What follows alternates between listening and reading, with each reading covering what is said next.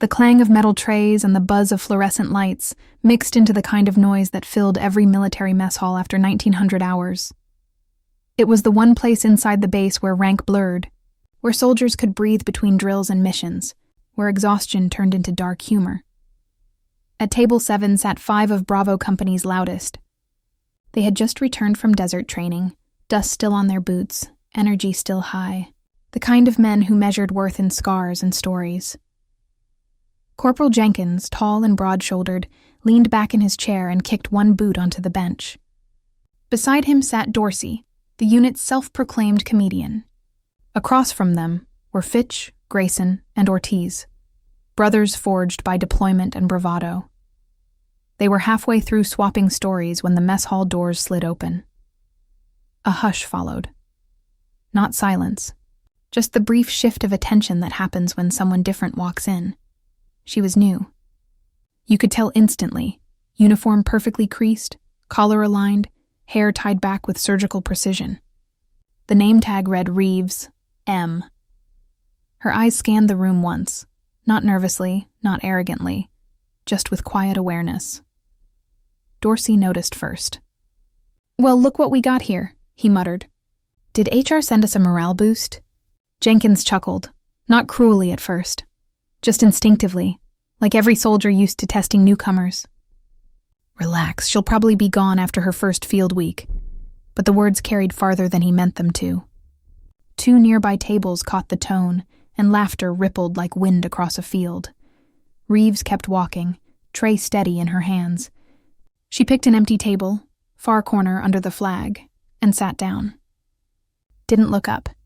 Didn't react. Grayson elbowed Jenkins. "Man, she's tiny. What's she doing in Bravo? They sent her by mistake? Maybe she's logistics," Ortiz said. "Or one of those desk officers who wanted a taste of the real thing." Dorsey grinned. "Or maybe she's our new motivational speaker." More laughter. Forks tapped against metal, and the noise built again. Then, a deep voice cut through the chatter. "Something funny here?" The room stilled. Captain Laird had entered without anyone noticing, tray in one hand, the posture of a man who could silence chaos with a glance. His presence was iron in motion. "No, sir," Jenkins answered quickly, straightening up. Laird's eyes swept the room before settling on Reeves. "Lieutenant Maya Reeves, correct?" She rose immediately, boots together. "Yes, sir. Good to see you made it from Fort Henderson. I've read your file." His tone carried no sarcasm, but a few soldiers exchanged looks. The captain had read her file? For someone they thought was a rookie, that meant something. Laird nodded once and turned back to Jenkins's table. "And you, gentlemen, what's your training schedule tomorrow?" "Hand-to-hand requel, sir," Jenkins replied. Laird smiled faintly, the kind of smile that could mean trouble. "Good. You'll warm up tonight." A beat of confusion passed between them. "Sir?" 5 volunteers, Laird said, gesturing at the group. "You just did." He turned toward Reeves. "Lieutenant, you'll join them. Consider it part of your orientation." The room erupted with murmurs. A spontaneous 5-on-1? The officer's table even stopped eating. Reeves didn't hesitate. She set her fork down, looked the captain directly in the eye, and said, calm and clear, "Yes, sir." Her voice carried across the entire hall. Level, disciplined, unafraid. The captain nodded. "Report to the gym in 10. Let's see what Fort Henderson teaches these days." He left, the door swinging behind him. For a moment, no one spoke. Then Jenkins broke the silence. "He's not serious." "Oh, he's serious," Ortiz said, already grinning nervously. 5-on-1? "She'll be lucky to stay conscious." Dorsey laughed. "Guess we'll find out if she can fight and serve coffee." Fitch chuckled, but softer this time. Something about her calm unsettled him. "I don't know, man." She didn't blink when the captain said it. "Confidence," Jenkins said, shrugging. "They all got it until the mat hits back." 10 minutes later, the mess hall emptied into the gym corridor. Boots thudded against concrete. Whispers chased the group all the way there. Inside, the gym lights glared against the padded mats. A dozen off-duty soldiers lined the walls, drawn by the rumor. Someone had even brought a camera drone. Reeves was already there. She was tying her hair tighter, expression unreadable, movements deliberate. She didn't stretch, didn't talk, just stood on the mat, waiting. The 5 men stepped in, confident, laughing again, trying to shake off nerves. Jenkins cracked his neck. "You sure about this, ma'am? Could just say you're not cleared for contact drills yet." She looked at him, not a glare, just an even, assessing look. Then she said, "I'm cleared." Laird's voice echoed from behind them. "Glad to hear it. Rules are simple. No head strikes, no weapons, standard close quarters engagement. Stop when I call it." The captain blew his whistle. "Begin." Dorsey moved first, rushing in like a linebacker, trying to intimidate her with sheer mass. Reeves didn't step back. She sidestepped, barely a shift in weight, and used his own momentum. Her shoulder dipped, arm hooked, pivot, twist, thud. The sound was deep and final. Dorsey hit the mat flat on his back, air gone from his lungs. A gasp swept through the crowd. Before anyone could react, Jenkins came next, more careful, trying to test her. He threw a feint jab. She caught his wrist, rotated, swept his leg. Another thud. Laird didn't move. His face stayed neutral, but one eyebrow lifted slightly. Fitch and Ortiz hesitated, glancing at each other. Reeves turned her head just enough for her calm eyes to meet theirs. It wasn't a challenge. It was a question. "Are you sure?" They attacked together. 2 on 1. For 10 seconds the mats filled with motion, grunts, steps, impacts, then silence again. Both men were down, gasping, holding their sides. Only Grayson remained, the biggest of the 5. He circled her once, sweat already running down his neck. "Who are you?" he whispered. She didn't answer. He lunged. She dropped, spun, and used his weight. Another perfect practiced movement. He hit the mat, hard. The room went dead silent. 5 men. 30 seconds. 1 word spoken. When she finally straightened and looked toward Captain Laird, she simply said, "Permission to resume dinner, sir." Laird blinked once. Granted. And just like that, she walked out, calm, unshaken, leaving behind 5 stunned men and an entire base suddenly re-evaluating everything they thought they knew. The silence in the gym lingered long after Lieutenant Reeves left. No one moved. No one even breathed loudly. The 5 men, Jenkins, Dorsey, Fitch, Grayson, and Ortiz, sat or lay scattered across the mat, the echo of their own defeat ringing louder than any laughter they had made hours earlier. Captain Laird finally broke the quiet. "Pick yourselves up," he said simply. His tone wasn't mocking. It was colder than that. Disappointed, calculated. The men obeyed, groaning, clutching ribs in pride. Laird turned his eyes to Jenkins. "I don't recall hand-to-hand drills being scheduled for humiliation training." "No, sir," Jenkins said, staring at the floor. "Then you might consider reviewing your assessment methods." He looked around the gym, meeting the eyes of every soldier who had come to watch. Anyone else find that entertaining? No one answered. Laird's voice softened, but not with warmth. "You all just got a free lesson. You laughed at her because she didn't look like you, because her voice doesn't sound like yours, because you assumed you knew what she was worth." He let that sink in. "From now on," he added, "you'll address Lieutenant Reeves as your superior officer. And if any of you have a problem with that, I'll personally arrange your reassignment to Arctic logistics." A ripple of awkward coughs and shifting boots followed. No one dared speak. Laird's expression hardened. "Dismissed." The next morning, word had spread across the base like wildfire. The 5 loudest men in Bravo Company had been dropped by a woman, a new arrival no less, in under a minute. Some said it was an exaggeration. Others swore they'd seen it themselves, by breakfast. Even the special ops unit on the other side of the camp had heard about the quiet one. But while the gossip burned through the barracks, Reeves seemed completely unaffected.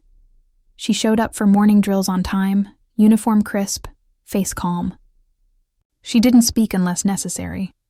She trained harder than anyone, and when she ran, she didn't just pace the group. She led it.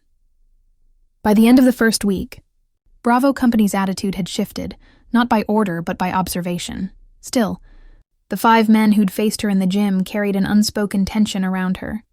They avoided eye contact, ate silently when she was nearby, until Jenkins finally broke the silence.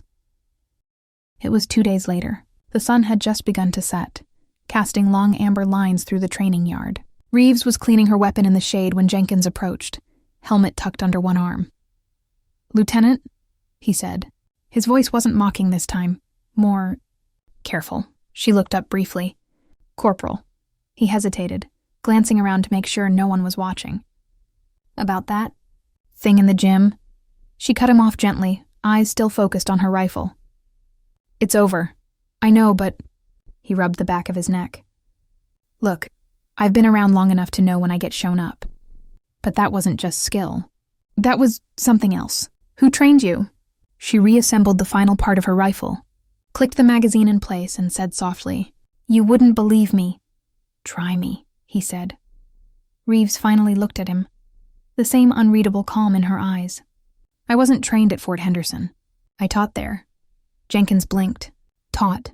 Advanced combatives," she said. "Class 14. It hit him like a punch. Class 14 was legendary. The group whose graduates went straight into special warfare assignments, a level far beyond anything Bravo Company trained for. He stared at her. "You're that Reeves." She gave a single nod, then stood, slinging her rifle over her shoulder.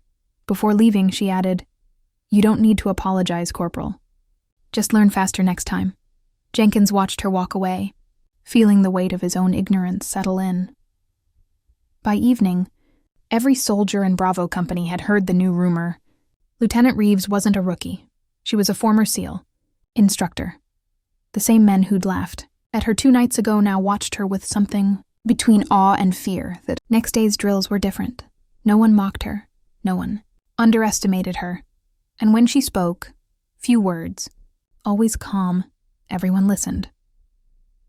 During tactical coordination exercises, she corrected Jenkins' positioning once, and he responded with a crisp, "Yes, ma'am." When Dorsey hesitated during a climbing course, she helped adjust his harness, without sarcasm, without resentment. Something shifted inside the group that day. Respect born not from authority, but from humility. A week later came the unexpected test, an unplanned field simulation. Base Command issued a surprise alert, enemy ambush drill. Zero notice, full engagement, every unit scrambled to position. In the chaos, Dorsey twisted his ankle in a rocky pass. Panic rose fast. Comms went down, smoke covered visibility. For a moment, Bravo Company fractured. Then they heard her voice on the radio. Calm, firm, commanding. "Bravo 3, shift left. Form a line on my mark." "Jenkins, anchor the rear, no hesitation," followed. They obeyed instantly. Her commands came short and sharp, the kind of battlefield tone that didn't come from manuals but from real combat. When the flare finally signaled the end of the simulation, Bravo Company stood as the only unit still intact, with every position secured. Captain Laird approached afterward, slow applause breaking the tension. "Well," he said with a faint smirk, "seems our rookie just led a perfect counter move." Reeves saluted, saying only, "Team did the work, sir." Laird nodded, but the rest of the company knew the truth. Without her, they'd have failed the drill before it began. That night, the mess hall was quieter than usual. Reeves walked in, same as always, calm, unreadable. But this time, 5 soldiers stood when she passed their table. Jenkins was the first. He gestured to an empty chair. "Ma'am." "Seat's yours." She paused, studying their faces. No arrogance now, no mockery. Just respect. She sat, and for a moment, the whole table was silent. Then Dorsey, the loudest voice in the group, spoke up, voice low. "Ma'am, if it means anything, we deserved what happened in that gym."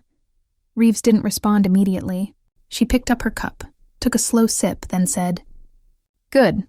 Lessons that hurt are the ones that stick." They laughed quietly, not out of mockery this time, but relief. When she stood to leave, Jenkins asked, "You really used to train SEALs, huh?" She paused in the doorway, gave a slight, knowing smile, and said, "Not used to. Once a SEAL instructor, always one." Then she was gone. And the men sat in stunned silence again, realizing the truth they'd mocked just days ago. She didn't need to say much. Her silence had already spoken louder than any command ever could. The next phase came faster than anyone expected. Orders came in at 0300 hours. Real deployment.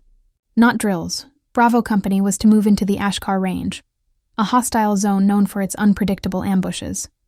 It wasn't a simulation this time. Live rounds. Real risk. The mood in the hangar was tense but focused. Everyone had heard the stories. Convoys torn apart by hidden IEDs. Enemy units using old Soviet tunnels beneath the cliffs. Lieutenant Reeves moved through the group. Her presence quiet but steady. No speeches, no fear, just focus. Even Jenkins noticed it, how she seemed to see everything others missed. How she checked equipment without hesitation. How her eyes swept the horizon like she'd already mapped it. They moved out before sunrise. The convoy rumbled through the dusty valley, engines echoing off the walls of ancient stone. Jenkins sat beside Reeves in the lead Humvee, his helmet radio crackling with updates. "Movement at Sector Delta," someone reported. "Could be goats," another replied. Reeves's eyes stayed fixed ahead. "Negative," she said quietly. "That dust pattern's too controlled." "They're watching us," Jenkins frowned. "You sure?" She didn't look at him. "I don't guess." Moments later, the first explosion tore through the rear vehicle. Flames shot skyward. The ground shook. "Ambush!" someone yelled. Bullets screamed from the cliffs. The convoy halted, pinned down between two walls of fire. "Get to cover!" Jenkins shouted, dragging Dorsey behind a boulder. But Reeves didn't flinch. She moved forward, out into open ground, rifle raised, scanning. Jenkins yelled, "Lieutenant! You're in the kill zone!" She didn't respond. Her eyes locked onto a ridge 50 meters up. She fired. Once. A figure crumpled. The gunfire on that side ceased instantly. She dropped to one knee, adjusted, fired again. 2 more shots, precise, surgical. By the time the rest of Bravo repositioned, half the enemy line had already fallen silent. Bravo 1, regroup left flank. She called over comms, voice steady. "Copy." Jenkins answered, adrenaline surging. She was everywhere at once, calling targets, directing crossfire, even marking evac routes. At one point, Ortiz's weapon jammed. Before he could panic, Reeves slid beside him, cleared it with a swift motion, handed it back, and said, "Keep your eyes up. No fear. No pause. Just action." The battle lasted 20 minutes, but to the soldiers pinned behind the rocks, it felt like a lifetime. When the dust finally settled, the valley fell silent again, except for the faint crackle of fire and the hum of radio chatter. "Status check," Reeves ordered. "All accounted for," Jenkins replied. They'd lost no one. Not a single casualty. As medics checked the wounded enemies, the men of Bravo Company looked at Reeves. Really looked at her. Sweat streaked her face. Her uniform was torn from shrapnel, but her expression was as calm as it had been in the mess hall that night they mocked her. Only now, they understood. She wasn't fearless because she had something to prove. She was fearless because she'd already faced worse and survived. Jenkins approached her quietly.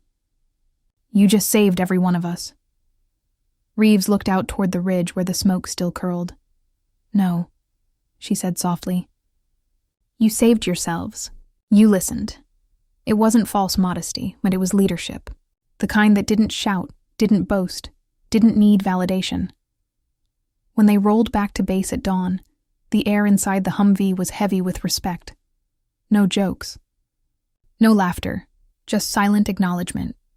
Captain Laird was waiting on the tarmac, coffee in hand. "Heard you ran into a little excitement out there." Reeves saluted. "Enemy patrol tried to box us in, sir." "They failed." Laird raised an eyebrow. "Any losses?" "None." The captain's eyes lingered on her, then shifted to the men behind her. every one of them standing taller, prouder, changed. He nodded. "Good work, Lieutenant. Dismissed." As they walked away, Jenkins murmured, "You ever sleep, ma'am?" She glanced sideways, a faint smirk playing at her lips. Sleep's for after the mission. By nightfall, the story had spread again, faster this time. The same 5 who once laughed at her were now her biggest defenders. When anyone joked about Reeves, they cut it off instantly. "She's the real deal," Ortiz said one night. "You weren't there," Dorsey added quietly. "She walked straight into the kill zone and didn't miss a single shot. Word traveled beyond the base, across channels, units, even into Allied camps. The quiet lieutenant had become something of a legend. What none of them knew was that Reeves's file, the one marked restricted access, contained the real reason for her precision and calm. Before joining Bravo, she'd served with Task Force Epsilon, a covert NATO counter-assault team operating deep behind enemy lines. Her record listed 9 confirmed rescues, dozens of successful extractions, and 1 classified mission labeled simply Operation Ghostline, Mission Success.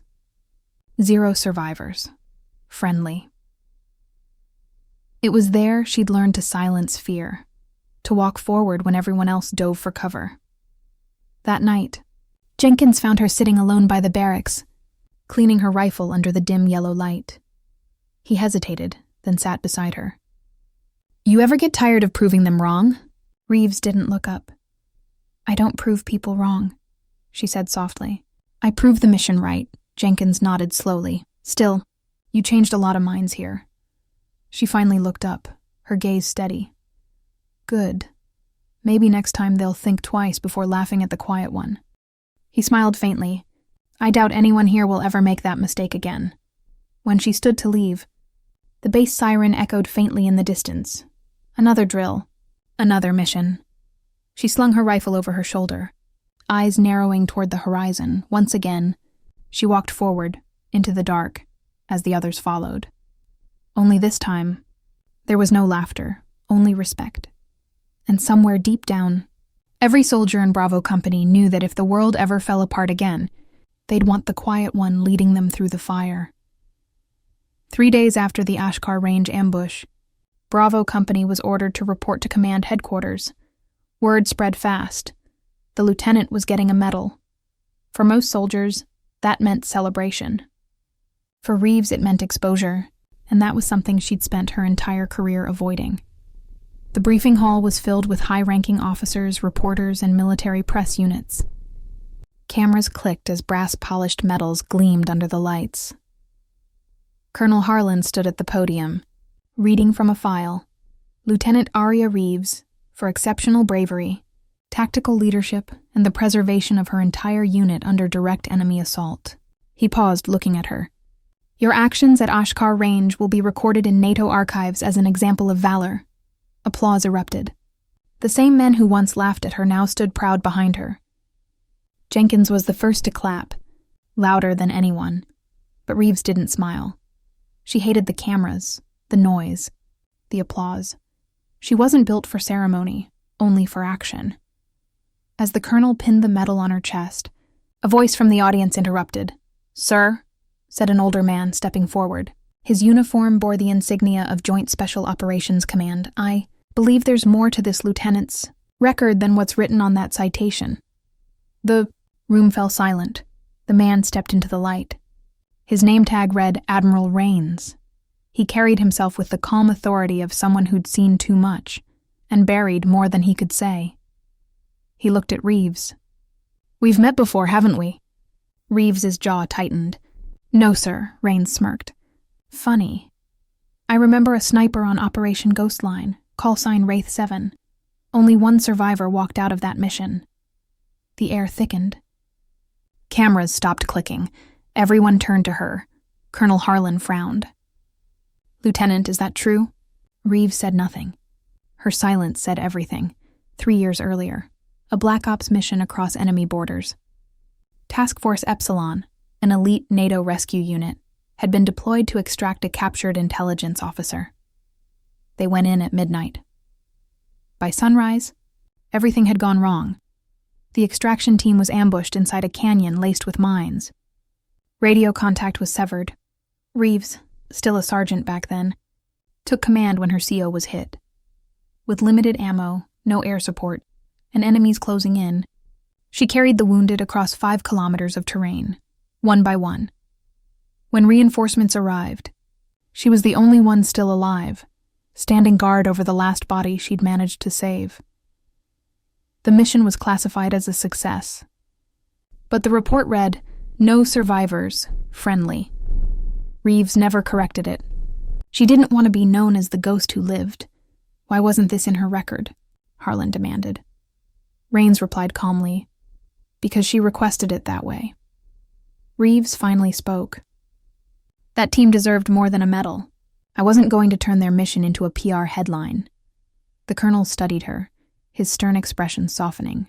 "And yet you carried that alone," she shrugged. "It wasn't about me." For the first time, the entire room, officers, soldiers, even press, saw her differently. Not just as a hero, but as someone built from loss, silence, and purpose. When the applause started again, Reeves stepped back.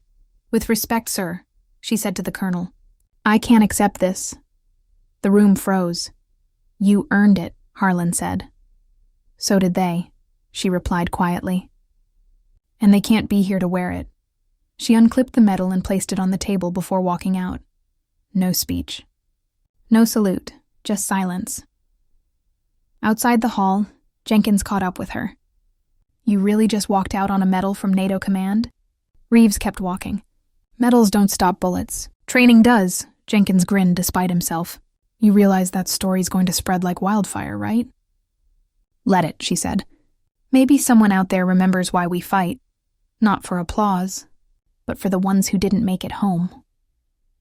Later that night, Reeves sat alone at the range. Her rifle rested on a sandbag, scope glinting under moonlight. A faint sound echoed, boots crunching gravel. "Jenkins again?" he approached, hesitant. "You know, most people would have framed that medal," she chuckled softly. "Most people didn't spend 6 hours carrying bodies through hell." He sat beside her. "You think you'll ever stop?" She looked through her scope, eyes narrowing. "No, because the moment I stop, I'll start remembering." He didn't ask what she meant. He didn't need to. The silence between them wasn't empty. It was earned. The next morning, a secure message arrived for Reeves. Classified seal. Top clearance. Her eyes scanned the brief. Only one phrase mattered. Reactivation request. Wraith 7. She folded it quietly, slipped it into her pocket, and stood. Jenkins saw her packing. "New assignment?" "Something like that," she said, strapping on her sidearm. He hesitated. "Want backup?" She smiled faintly. "If it's what I think it is, I won't need it." Before leaving, she stopped by the briefing hall. The medal still lay on the table where she'd left it. She picked it up, turned it over once, then placed it inside a small glass case under the plaque that read, "For those who never came back." And beneath it, she carved 2 words with her combat knife, "Mission First." That night, she vanished from base, reassigned to a unit most didn't know existed. But every soldier in Bravo Company remembered her name. Whenever a new recruit laughed at someone smaller, quieter, or slower, Jenkins would just say one thing, "Careful, rookie." That's how it started last time. And every time they trained under the desert sun, someone would glance toward the horizon, half expecting to see her there. Rifle slung, walking through, the heat mirage like a ghost who refused to stay. Gone. The desert wind howled like a warning. Bravo. Company had been deployed to the borderlands. Again. The same stretch of no man's land where maps ended and nightmares began. The mission was supposed to be routine. Scout and extract. But nothing ever stayed routine in that part of the world. 3 days in, the radio went dead. It started with static, a faint crackle across comms. Then came the gunfire. The convoy erupted under a rain of bullets, sand exploding as enemy fire chewed through their armored trucks. "Contact! North Ridge!" Jenkins yelled, diving behind the wreck of a transport. Rounds zipped past like hornets. The platoon was pinned, trapped in a valley with no cover. Captain Torres tried to call command, but the radio only screamed static. The sun beat down. The air was filled with smoke and panic. "Fall back," Jenkins shouted. "We're sitting ducks." But there was nowhere to go. Every route was blocked. Every signal jammed. That's when it happened. A voice broke through the static. Calm, cold, familiar. "Bravo Command. This is Wraith 7. Hold your position." Jenkins froze. His heart nearly stopped. He looked at Torres, who stared back in disbelief. "She's dead," someone muttered. "Wraith 7 doesn't exist anymore." But then, over the ridge, a shadow moved. The sniper rifle cracked once, then twice. Too distant. Silhouettes fell before anyone even spotted the muzzle flash. Through the haze, they saw her, lying prone across a dune, calm and motionless. A scarf covered her face, goggles glinting in the sunlight. Jenkins grinned, breathless. "I'll be damned." She came back. Torres grabbed the radio, voice shaking. "Wraith 7, confirm ID." A pause, then, confirming. "Lieutenant Reeves, attached under Shadow Division Command. You have 30 seconds to move." The next few minutes felt like something out of legend. Every time an enemy unit tried to reposition, Reeves was already there, unseen, unheard. Her rifle sang through the wind. Each shot was perfect, clean. She didn't just shoot, she directed them. "Bravo. Shift west. 2 targets at 11 o'clock. Keep low." Torres followed her lead without question. Within minutes, the tide turned. The ambushers, once confident, were now confused, dropping fast, one after another. "She's hurting them," Jenkins said, watching in awe, like she's reading the fight 3 moves ahead. And she was. By the time Bravo reached higher ground, half the enemy force was gone. When the firing stopped, Torres ordered the men to spread out and clear the ridge. Reeves was nowhere to be found. Jenkins scanned the horizon, then saw a shimmer of heat and movement. She was walking toward them, rifle slung over her shoulder, even through the dust. Her presence hit like a wave. The same silence, the same calm, the same ghost that had once walked out of a canyon full of the dead. "Lieutenant Reeves," Torres greeted, half in disbelief. "Or should I say, Wraith 7, Reeves pulled off her scarf. "Just Reeves is fine, sir." Jenkins couldn't help but laugh. "You vanished for months. You working with ghosts now?" She gave a faint smile. "Something like that. Heard you got in trouble. Thought I'd drop by." Once Bravo regrouped, Torres demanded answers. "How did you find us?" Command didn't even know we were off comms. Reeves glanced at the shattered transmitter, then at the sky. "Because someone wanted you off the grid," she said. "This ambush wasn't random. It was planned," Torres frowned. "By who?" Reeves's eyes hardened. "By the same people we were ordered not to engage. Which means..." She loaded her rifle. "This isn't over." Jenkins watched her closely. "You're running your own op, aren't you?" She didn't deny it. Let's just say some debts are better paid in person. That night, under a crescent moon, Reeves led a silent counter-operation. No orders from command. No backup. Just the same 5 men who'd once mocked her, now following her word like gospel. They moved like shadows through enemy lines, guided by her signals. Every gesture meant something, and we stop. Move, cover, fire. When they reached the enemy command post, Reeves motioned for silence. Inside, enemy leaders were gathered, the same ones behind the ambush. She took a deep breath. Her finger hovered over the trigger. But instead of shooting, she whispered into her comm, "Bravo. Your turn." The men moved in flawlessly. No casualties. It was over in 5 minutes. When the smoke cleared, Jenkins looked at her. "You could have done it alone," she nodded. "I know, but they needed to finish this." As dawn broke, Reeves climbed a dune overlooking the desert. Torres joined her. "You know they'll try to find you after this," he said. "They won't," she replied quietly. "Wraith 7 was buried years ago," Torres smirked. "And yet here you are, saving us again." Reeves glanced at the horizon, where the sun was rising over miles of golden sand. Wraith 7's not a person, she said softly. It's a promise. To show up when no one else will. Before she left, Jenkins ran up to her. Lieutenant, what now? She looked at him, eyes unreadable. Now? You take care of this team. You're ready. He shook his head. We'll never be ready for you. Reeves smiled faintly, then turned toward the horizon. The wind lifted the dust, blurring her silhouette until she was just a shimmer in the sun. There, and then gone. Later, when command arrived and demanded an explanation, Torres simply said she wasn't here, and Jenkins added under his breath, yeah, but we wouldn't be alive if she wasn't. Weeks passed after the Borderlands mission. Bravo Company was back at base. But something had changed. The soldiers moved differently now. They spoke softer, trained harder, and when the recruits joked or cut corners, Jenkins would simply say, "Ask about the woman who never said a word." And every time, the laughter stopped. It started small, whispers in the barracks. Some said she'd been reassigned to NATO Covert Command. Others swore she was operating off the grid, a sanctioned ghost for black missions no one acknowledged. But then came the stories. A convoy trapped in a valley claimed a single sniper saved them from annihilation, shot so cleanly they never even saw her. A captured Marine squad swore a lone figure in desert. Fatigues cut them loose before vanishing into the night. Every report ended the same way. No ID, no signature. Just a woman's voice on the radio. Codename Wraith 7. Command denied everything. But denial didn't stop legends. Jenkins began keeping a small notebook. Names, dates, coordinates, every strange rescue, every ghost transmission that matched her voice. One night, Torres found him in the mess hall, flipping through pages by lantern light. "You're still tracking her?"